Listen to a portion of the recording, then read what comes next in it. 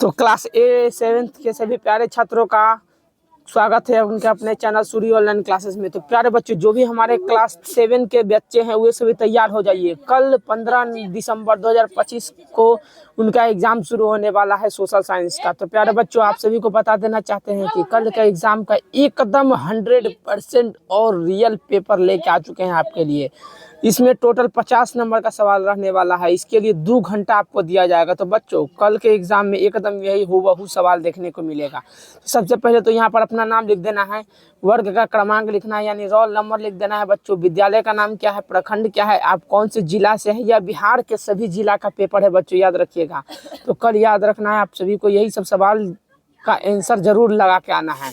तो देखिए, पहले तो ऑब्जेक्टिव सवाल मिलेगा आपको। तो पहला नंबर ऑब्जेक्टिव रहेगा कि सही विकल्प के लिए सही का चिन्ह लगाइए। पहला सवाल है कि देश में शिक्षा का अधिकार कानून लागू हुआ था, कब लागू हुआ था? तो आप लोगों को क्या लगाना है, डी नंबर यानी चौथा 2010 लगा के आना है बच्चों, याद रखिएगा। इसका राइट आंसर 4 हो गया। अगला सवाल देखिएगा, दूसरा नंबर सवाल कर रहा है कि वायुमंडल की सबसे निचली परत क्या कहलाती है? तो हम कहेंगे बच्चों क्षोभ मंडल कहलाती है। तो बिल्कुल पहला का ख नंबर का बच्चों क्या लगा देना है, पहला राइट आंसर लगा देना है, क्षोभ मंडल। अब देखिए यहाँ पर आपको अभी और भी ऑब्जेक्टिव मिलेगा। तीसरा ऑब्जेक्टिव क्या है कि मखदूम शाह दौलत का समाधि स्थल अवस्थित कहाँ है? यानी कि मखदूम शाह दौलत का समाधि स्थल बच्चों कहाँ पे है? तो मनेर में है, याद रखिएगा। बिल्कुल तीसरा नंबर करेक्ट आंसर लगा देना है। अगला सवाल देखिएगा यहाँ पर, चौथा नंबर सवाल हो गया बच्चों। चौथा नंबर यानी घ नंबर सवाल कर रहा है कि कौन सी वो गैस वायुमंडल में सबसे अधिक है? तो याद रखिएगा नाइट्रोजन गैस क्या है हमारा, वायुमंडल में सबसे अधिक पाया जाता है। अब आगे देखिएगा यहाँ पर ही बच्चों, दूसरा नंबर सवाल आपका क्या रहने वाला है कि रिक्त स्थानों की पूर्ति कीजिए। यानी कि जो ये खाली स्थान दिया है ना, इसमें आपको क्या करना है, भरना है। इसके लिए 2 ऑप्शन दिया हुआ है, देख सकते हैं आपको साइड में 2 ऑप्शन मिला हुआ है, इसमें से सही चुनकर लिखना है। तो पहला नंबर सवाल रहेगा आपका एकदम यही सवाल 100% रहेगा बच्चों कि भूकंप की तीव्रता डैश में मापते हैं। तो आप लोग क्या कहिएगा, सिस्मोग्राफ में मापते हैं। ऑप्शन नंबर बिल्कुल, इसको यहाँ पर टिक लगाने के बाद इसको यहाँ पर लिख भी देना है। ऐसा नहीं कि खाली टिक लगा कर छोड़ देना है, बिल्कुल नहीं ऐसा करना है, नहीं तो नंबर आपको नहीं मिलेगा। ख नंबर सवाल कि सैयद वंश के संस्थापक डैश थे, तो कौन था बच्चों? तो खिज्र खा था। तो इसको क्या करना है, टिक लगा के यहाँ पर लिख देना है एकदम। अगला देखिए ग नंबर, विज्ञापन का उद्देश्य उत्पादन की बिक्री में डैश करना है। कौन कहता है बच्चों? ये वृद्धि करना है बच्चों, यहाँ पर इसको में टिक लगा कर यहाँ पर लिख देना है। चौथा नंबर सवाल, वास्को डी गामा डैश का निवासी था। तो वास्को डी गामा कहाँ का था? पुर्तगाल का निवासी था। यहाँ पर टिक लगा के इसको यहाँ लिख देना है एकदम। अब देखिएगा तीसरा नंबर सवाल क्या रहेगा कि मिलान करने वाला, कि आपको अ को स्तंभ ब से सही मिलान करना है। तो देखिए पहला का मिलाएंगे किसमें बच्चों? अस्थाई सभा, यानी पहला को तीसरा में मिला देना है।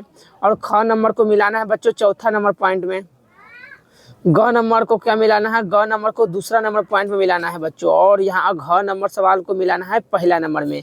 तो बिल्कुल आपको भी इसी तरह मिलाते हुए चलना है। स्क्रीनशॉट आप सब चाहें तो ले सकते हैं कि एग्जाम में जाकर सेम टू सेम छाप के आइएगा।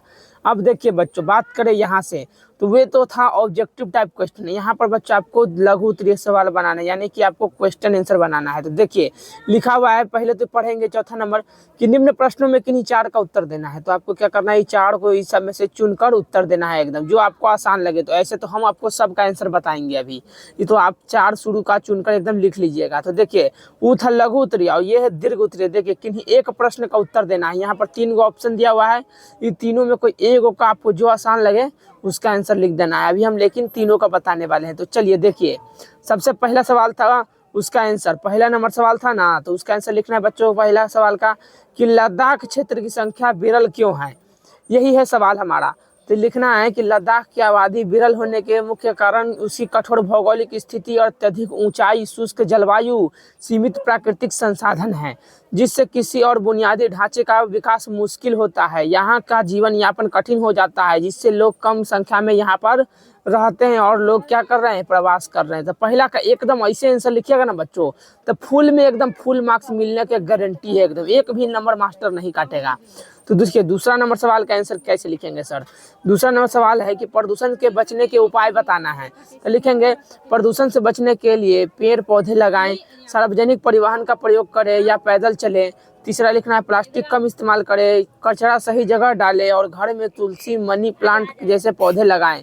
साथ ही मास्क पहने, धुआं कचरा जलाने से बचे, ताकि हवा, पानी, ध्वनि प्रदूषण ये सब का हो कम हो बच्चों। अब देखिए तीसरा नंबर सवाल है कि चट्टानें मुख्यतः कितने प्रकार के होते हैं।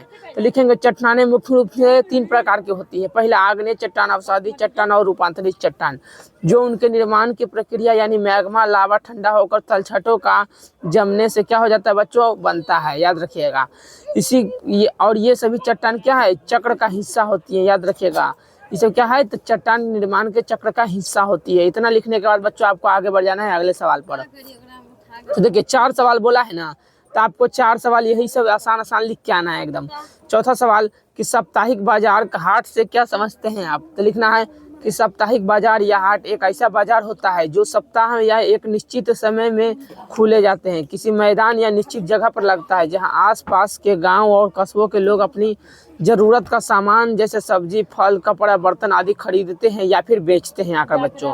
अगला सवाल देखिएगा यहाँ पर बच्चों आ गया दीर्घ उत्तरीय, यानी 5वां सवाल जो था ना कि एगो का आंसर देना है, तो आपको पहला सवाल का आंसर लिख देना है। देखिए एकदम आपको 5 में 5 मास्टर एकदम बैठा के जाएगा, गारंटी हम दे रहे हैं अगर इस प्रकार आंसर लिखिएगा। तो देखिए पहला सवाल का आंसर लिखना है कि जल संरक्षण इसलिए आवश्यक है क्योंकि स्वच्छ जल एक सीमित और अमूल्य संसाधन है जिसकी मांग लगातार बढ़ रही है, जबकि प्रदूषण और बर्बादी के कारण इनके स्रोत घट रहे हैं, जिससे भविष्य में पानी की कमी और जल संकट जैसे समस्या उत्पन्न होने वाली है। तो बच्चों इतना लिख के आपको एकदम छोड़ देना है। तो बताइए आप सभी को कल का पेपर देखकर कैसा लगा। एकदम कल यही सब सवाल एकदम 100% रहने वाला है बच्चों। अगर हमारे चैनल पर नए हैं तो चैनल को सब्सक्राइब अवश्य कीजिएगा और अपने जितने भी दोस्त हैं, जितना भी प्यारा मित्र है आपका, उस सबको भेज दीजिएगा और वीडियो को जितना ज़्यादा हो सके शेयर, लाइक और कमेंट्स जरूर कीजिएगा।